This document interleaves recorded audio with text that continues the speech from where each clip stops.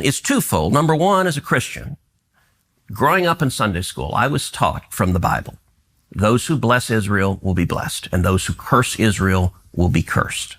And from my perspective, I want to be on the blessing side of things. Of those who bless the government of Israel? Those who bless Israel is what it says. It doesn't say the government of, it says the nation of Israel. So that's in the Bible. As a Christian, I believe that. Where is that? I can find it to you. I don't have the scripture off the tip of my. You pull out the phone and use the Google. It's in Genesis. But so you're quoting a Bible phrase. You don't have context for it. And you don't know where in the Bible it is, but that's like your theology? I'm confused. All right, so let's pause it right there.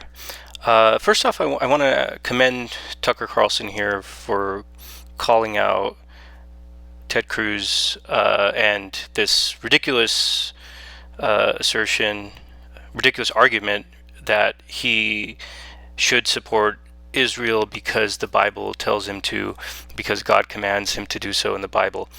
So essentially, Ted Cruz thinks that a religious book that was written over 2,500 years ago, the Old Testament specifically, commands him to support the modern political entity that is known as the State of Israel.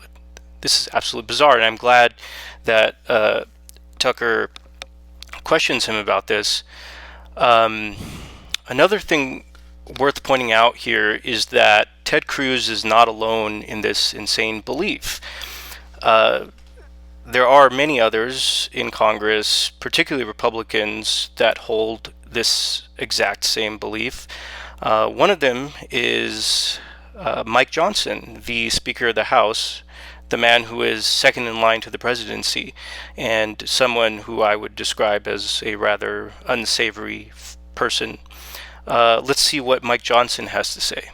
Israel is a critical ally of ours, and I think most people understand the necessity of this funding. They're fighting for their very existence. They're the only stable democracy in the Middle East. I mean, of course, for those of us who are believers, it's a biblical admonition to stand with Israel. We will, and they will prevail.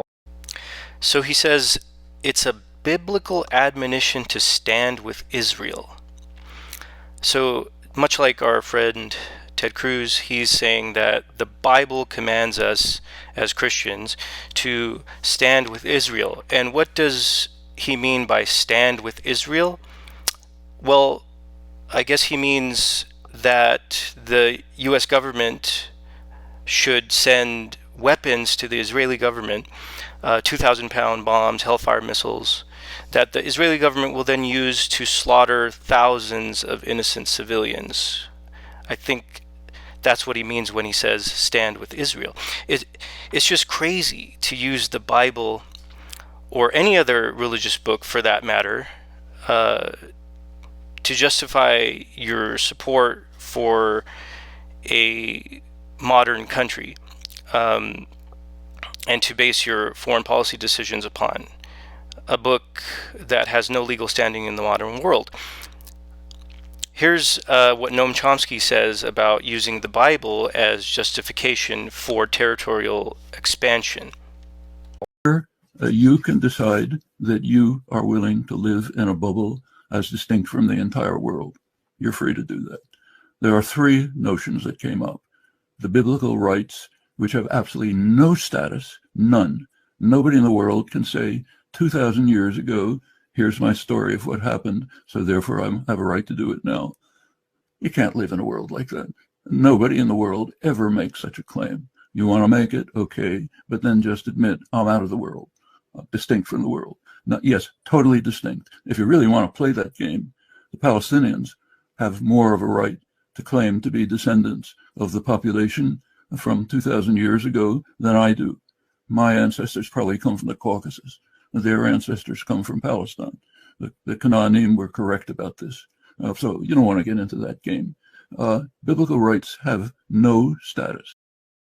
So Noam Chomsky makes it very clear that biblical claims have no status in terms of determining borders of countries in the modern world.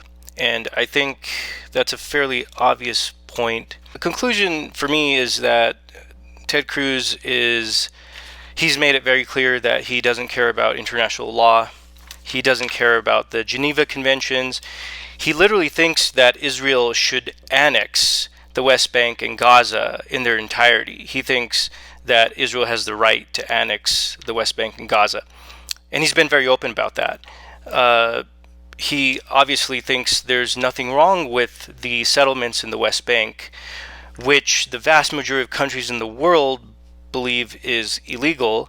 Not to mention the EU, the UN, the ICJ, all of these international organizations have made it abundantly clear that the settlements in the West Bank are illegal under international law. But Ted Cruz doesn't care about that.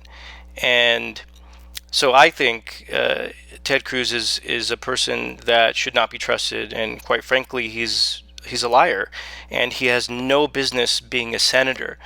And it should be very concerning for Americans that a sitting member of the Senate espouses such radical beliefs, which are so antithetical to the foundation upon which this country was founded.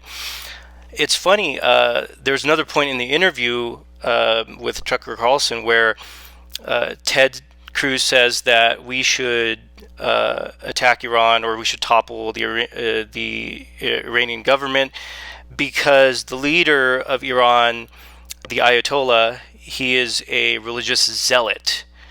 And I just thought, wow, this guy has absolutely no self-awareness.